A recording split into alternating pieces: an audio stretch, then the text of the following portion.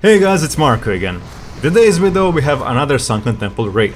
This time I got 99.8 average log. I didn't expect to get this good logs, I just wanted to try out the second rogue build, which is easier to play. Combat potency, or in my case focus attacks, together with cut to the chase. Focus attacks are better than combat potency after the buff, but only if you have 35% critical strike chance or more. I only played Carnage for the first boss, and to my surprise I got the rank 1 on all bosses DPS on my server, and rank 39 world, which is the best number for me since the start of SoD. Shout out to my guild Cute, to Mutu out DPSing everybody as a tank, and Mahito for taking True Shot Aura as a melee hunter. An absolute Chad. In the run I had all the consumables and world buffs. I'm preparing a rogue guide in which I will cover everything, so get ready for that by liking the video and subscribing to the channel, it'll help me a lot.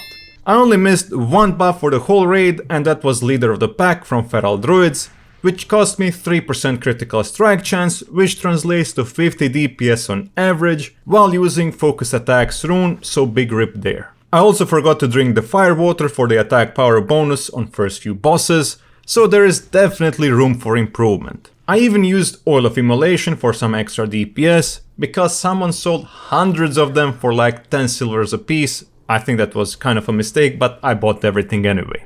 I ran these talents, and I must say that I like Seal Fate a lot more with this build than with Honor Among Thieves. When I'm running Hat, there is just way too many common points which go to waste, and that really saddens me as a rogue. So I'll definitely think about using that talent with Hat build, but I guess that's going to be just a personal preference, and I'm probably gonna lose some DPS by not using the talent. Let's start with the first boss, on which I used Carnage rune. First boss takes like 30 seconds to kill, so it's super important that you don't do any mistakes, and hopefully your envenoms are going to crit, otherwise you won't be able to get 100% log. When it comes to all of the fights in the raid, you can actually start behind the bosses to immediately carry them if you're running Carnage rune. But overall, it's better for you to be behind every boss at the start, except for the second boss, so you lose the least amount of uptime on your melee attacks. Immediately at the start of the fight, I used my Garrote, followed by Mutilate into Slice and Dice, and then another Mutilate into Envenom. You want to use your Envenom at 4 or 5 combo points, and refresh your Slice and Dice when it's down, and the same thing goes for Garrote or Rupture. Whenever the boss finishes this cast, you want to press your Shadow Step right as you start flying, and this will definitely increase your uptime on the boss, because you won't have to run to hit the boss. For the second boss, this was the most scariest boss for me. This time we actually decided that no one is going to enter the boss, and all melee DPSers are just going to DPS it on the max range. I was still afraid of this boss, and I still didn't have all of my cooldowns. So you're basically backpedaling for the majority of the fight, and hopefully you won't get sucked in. For the opener, again, you just use Mutilate into Slice and Dice into Mutilate Envenom, or Mutilate Envenom, depending on your combo points. Here I got super scared because I got a disease which wasn't dispelled, and I was super slowed, and I thought that he is going to suck me inside of him, but that thankfully didn't happen, and I managed to just calmly DPS him until he died.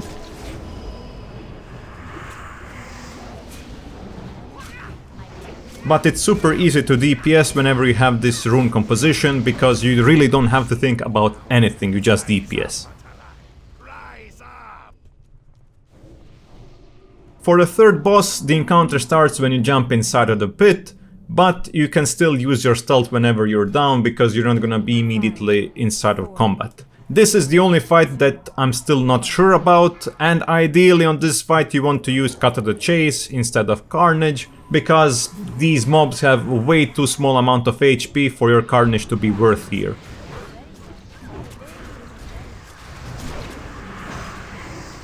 So for this guy specifically, when he's casting Corrupted Slam, your job is that you don't get hit by the Corrupted Slam, but you can milk as much DPS as you can. And whenever the next boss comes, make sure that your Slice and Dice is still on, so do a fast Envenom if you need to. Again, this is the most hectic boss fight in my opinion in this raid, because I really have no idea which boss is coming next. Also, I think that ideally for this boss fight, you want to use your dynamites or goblin separate charges, whatever you have, whenever there are more adds, so you hit more targets than just the boss. Gasher boss is kind of annoying for melee DPSers because he's going to throw his axes, and that can be annoying because they do a lot of damage.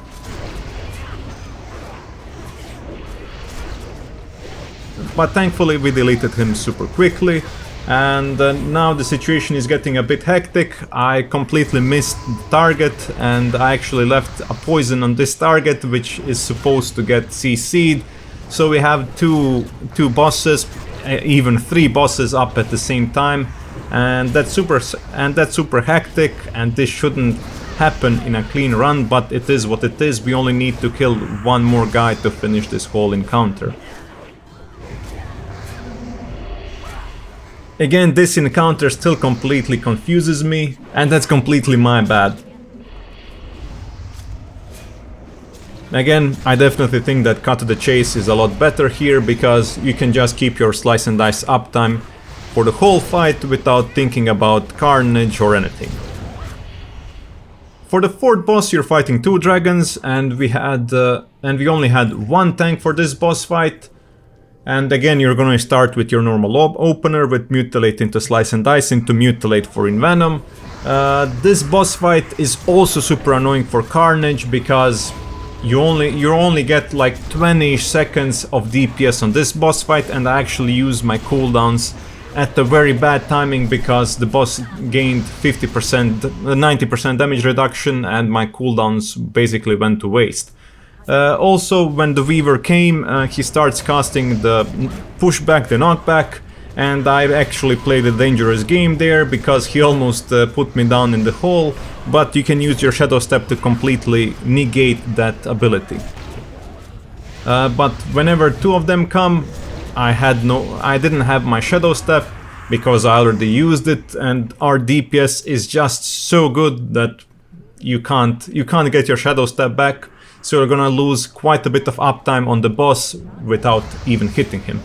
The most important part for this boss is that you try to keep your 5 stacks of deadly poison running as much as you can. So you will definitely need a bit of luck, and if it drops, it's not a big deal, but ideally it won't drop. Again, these bosses with a ton of DPS are super annoying, because they just keep flying. With good enough DPS, you're going to avoid one of their knocks.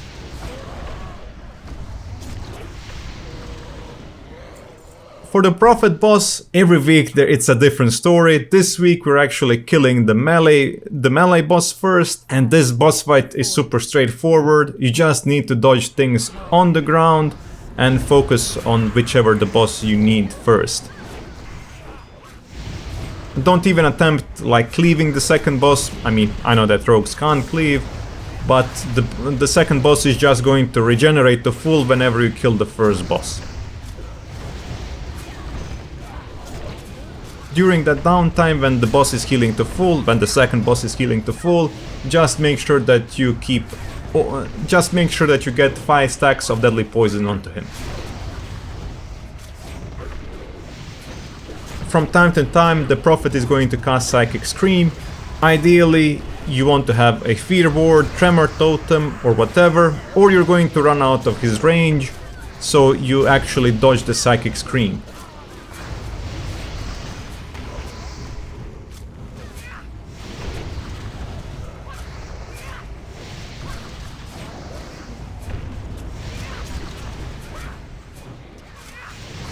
Here I actually thought that I can interrupt it, and so did my raid, but you can't actually interrupt the cast, so we all got feared. On the next cast, I'll actually just outrange the ability. It's actually beneficial here to have your engineering bracers from phase 3, because they make you immune to fear, and that just increases your uptime on the boss.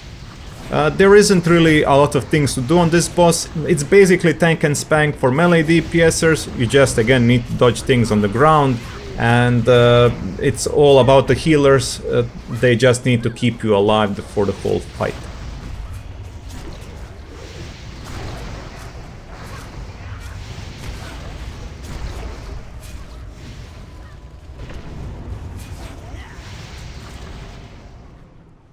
Sixth boss is a dragon duo, and it's a super fun fight because it's kind of a DPS race if you have good DPS. And you'll see what I'm talking about in a minute.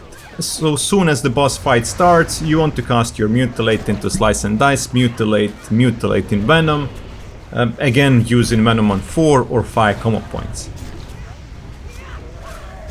Make sure that you're not on the tail of this boss because he'll do tail swipe and that will knock you away. And just DPS the boss until he moves to the middle of the room. When he moves to the middle of the room, try to get as quickly as you can to him and still continue DPSing him if your raid team has good DPS. He's going to spawn a lot of animated flames and he's gonna cast Lucid Dreaming. If you don't have enough DPS, you need to kill the animated flame, enter its dead body, which is going to give you a debuff, and this phase is just going to be over. However, if you have enough DPS, you just want to move to this area and you're going to get transported into a Nightmare Realm. Also make sure that you're DPSing the fire elementals while running, because you again want some uptime on the boss. And when you get transported into the Nightmare Realm, you gain 100% damage buff, and you have like 20-30 seconds, I'm not even sure, to kill the boss, otherwise he's going to kill you, so it's quite a fun DPS race. And it's important that you keep all of your cooldowns up for that phase. For Shade of Eranikus, he's kind of a boring fight, and again, I don't think that Carnage is the best way to go on this fight.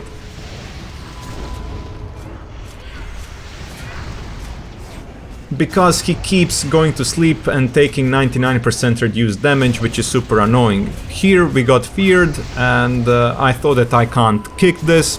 Apparently can kick it, but so overall some of the warriors should have kicked it because I'm supposed to kick one of the ads. Also, it's super annoying because ads have literally no HP.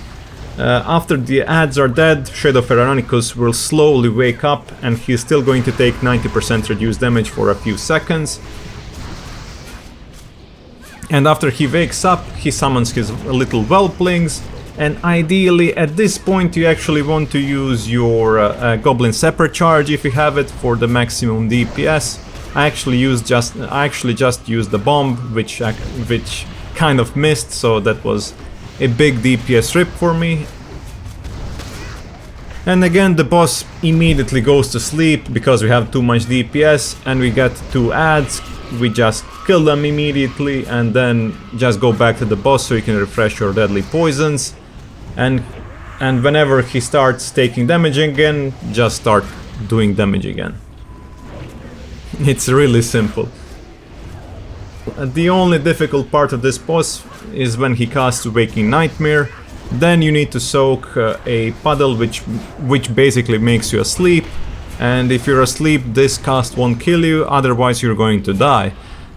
So the main goal here is to use sprint at the last second of the cast, so you keep the biggest uptime on the boss, soak the ability and immediately get woken up, shadow step to the boss and kill it. And again, this boss just really hates rogues and really hates dropping daggers, and this is another bow which dropped in my raids.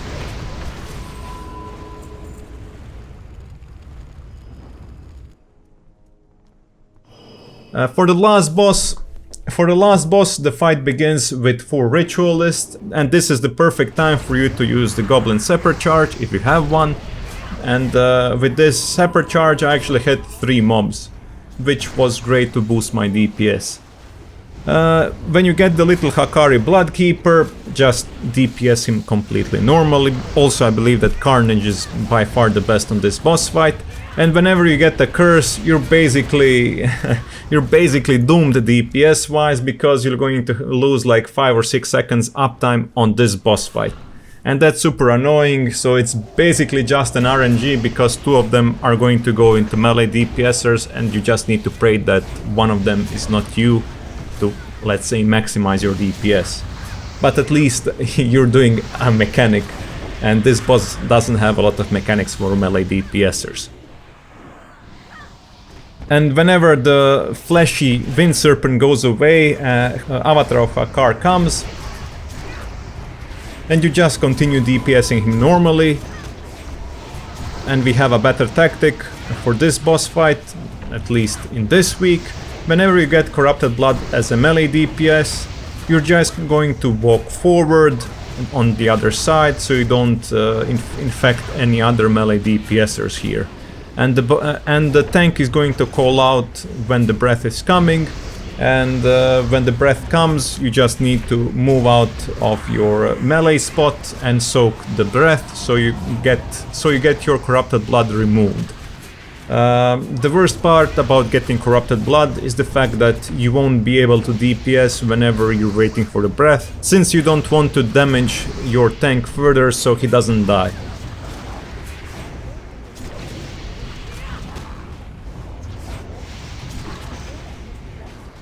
So apart from Corrupted Blood, this boss is just tank and spank for melee DPSers.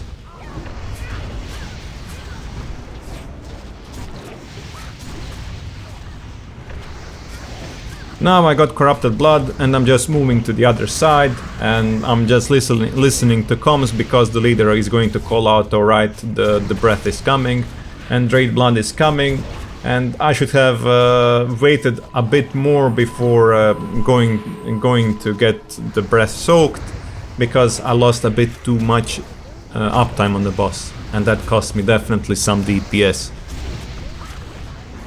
And that's it for the raid. I actually quite enjoy this raid and I'm having a ton of fun.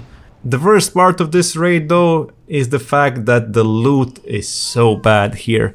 There is only one real upgrade for rogues, and that's the dagger. Set is kind of meh, you actually need just one in your raid, and if any other rogues has it, it's your old set isn't really a DPS downgrade, let's say. So that's the only bad thing about this raid, but to me fights are quite fun. Again, make sure to subscribe because there is going to be more videos coming, and I hope that you guys liked the video. It's quite different than the previous raid because I was quite of a noob in the previous raid and I already feel like somewhat of a professional in this raid. But anyway, that's it for the video. Thank you for watching and bye bye.